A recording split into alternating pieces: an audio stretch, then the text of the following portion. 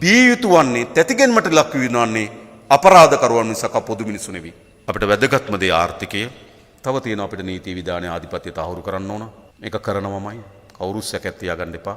අපේ අධිකරණ පද්ධතිය, අපේ නීතිය පසුන තැන්, නීති පරීක්ෂණ කරන ආයතන, නීති දෙපාර්තමේන්තු ආදී ආයතන විශාල බිඳවැටීම් තියෙනවා. අල්ලස්සෝ දූෂණ කොමින් සභාව අපි දැන් විශාල කාඩර් එකක් හඳුලා දුන්නා. ඊට පස්සේ නීතිය ක්‍රියාත්මක කිරීම සඳහා අවශ්‍ය වෙන මේ ආයතන හදලා තියෙනවා. ඊළඟ නීතිය හදලා තියෙනවා. ආයතනයේ උපයාගත්තු දේපල පවරා ගැනීමට සමත් වෙන නීතියක් අපි ගිය අවුරුදු අප්‍රේල් මාසයේ සම්මත කරා. නීතිය හදනවා. තව අපි ත්‍රස්තවාදී වැළැක්වීම පනත ඉතා ඉක්මනින්ම සංශෝධනය කළ නීතියක් ගේනවා. ඒ වගේම අලුතෙන් අපි සංවිධානාත්මක අපරාධ මැඩ පැවැත්වීම සඳහා අවශ්‍ය නීතියක් අපි හදමින් තියෙනවා. සංවිධානාත්මක අපරාධ මැඩ පැවැත්වීම සඳහා අවශ්‍ය නීතියක් සකස් කරනවා. ඒ වගේ මුදල් විසුද්ධිකරණය කිරීම සඳහා අවශ්‍ය වන ජාත්‍යන්තර ප්‍රමිතීන්ට අනුව නීතියක් සකස් කිරීම පිළිබඳව සාකච්ඡා ඇති කරමින් තිබෙනවා. ඉතින් රට ශිෂ්ටභාවයට ගෙන්න නීතිමය සංශෝධන ආයතන ශක්තිමත් කිරීම සහ ක්‍රියාකාරීත්වය අපි ගේන්න ඕන. ඒ නිසා මේ රටේ අපි තහවුරු කරන්න ඕනකම තියෙනවා නීතිය රේඛාවක් තියෙනවා. ඒ නීතිය රේඛාවට යටින් තමයි ඔක්කොම ඉන්නේ කියලා. කිසි කෙනෙක් නීතිය රේඛාවෙන් උඩට පනින්න බෑ. එහෙම රටක් අපිට අවශ්‍යයි. ඒ නිසා මම හිතනවා අපි ඒ පරිවර්තනය කරමින් තිබෙනවා. සමහර අයට පරිවර්තනයේ රිදෙන අය ඉන්නවා, රිදෙන්න ඕන. හැබැයි කිසි නිවැරදි කෙනෙකුට රිදෙන්නේ නැහැ. මේ පරිවර්තනයේ රිදෙනවා වැරදි කරන අයට. අපි හැමදෙනා නිකන් හිතුවොත් ඔබ හොරකම් කරන්නට කැමතිද? නැහැ. ඔබ නීතිය සහිත රටක් ඕනද? ඔව්. අපි හැමදෙනාගේ සංකල්ප, උවමනාවන් ඊටම යුක්තිසහගත උවමනාවන් තියෙනවා. යුක්තිසහගතම කෙනාගේ උවමනාව වෙන වෙනම ඇව්ව. ඔබට ඕන කාර්යක්ෂම රාජ්‍ය සේවයද? ඔව්. ඔබට ඕන අයථා ලෙස දේපල උපයා ගන්න නැති රටක්ද? ඔව්.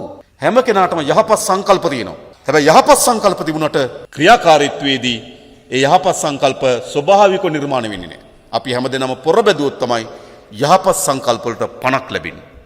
ඒක අපි ඒ සඳහා වේශ ධර්මින් තිබෙනවා. කවදා කවුරු කොයි කාලේ මොනතරතුරු ධර්මින් මොනතරම් විරාජමානව වැජබුණත් ඒ හැම කෙනාම නීති හමුවට ගිනවා. හරිද? අවශ්‍ය නීතිමය පනත් ටික හදලා තිනවා, ආයතන ශක්තිමත් කරලා තිනවා. මම හිතනවා මේ අවුරුද්ද වෙන්න පුළුවන් ලංකාවේ යුක්තිය සහ සාධාරණත්වය පිළිබඳ රටේ ජනතාවගේ වැඩියෙන්ම අවධානය සහ විශ්වාසය දිනා ගන්න අවසර බවට මේ වසරපත් වෙනවා. ඒ ඕනෑම එකකට මුහුණ දෙන්න අපි ලෑස්ති. ඕනෑම. සමහර නීතිය අත නොතියයි කියලා සමහර අය හිතන් හිටියේ. ඒගොල්ලන්ට බෑ.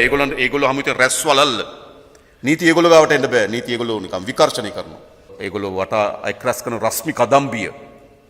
ඒ රශ්මි කදම්බියට ඒගොල්ලෝ ගාවට නීතියට එන්න බෑ. නීතිය ඒගොල්ලෝ ගාවට නීතිය පිලිස්සෙනවා.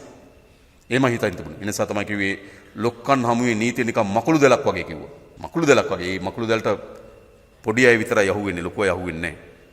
ඒගොල්ලන්ගේ රශ්මි කදම්බියට නීතිය පිලිස්සෙනවා. එහෙම රටක් තිබුණේ. ඒගොල්ලෝ ගොඩක් අය හිතුවා නීතිය තමන් ගාවට එන්නේ නැති වෙයි කියලා.